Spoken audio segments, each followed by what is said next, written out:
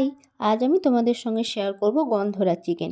প্রথমেই চিকেনটাকে নুন, গোলমরিচ গুঁড়ো, টক দই, আদা রসুন কাঁচা লঙ্কা বাটা, গন্ধরাজ লেবু সবুজ অংশটা একটু গ্রেট করে দিয়ে দেবো।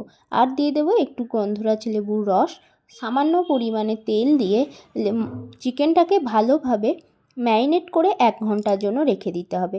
1 ঘন্টা পর তেল গরম করে 4টে এলাচ ও 2টো তেজপাতা দিয়ে দেবো পেঁয়াজ বাটা।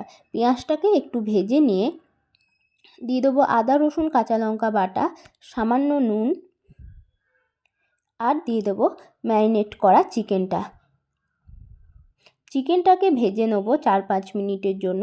চিকেনটা একটু ভাজা হয়ে গেলে দিয়ে দেবো জিরে গুঁড়ো, ধনে গুঁড়ো, সামান্য পরিমাণে চিনি দিয়ে চিকেনটাকে ভালোভাবে কষিয়ে নিতে হবে।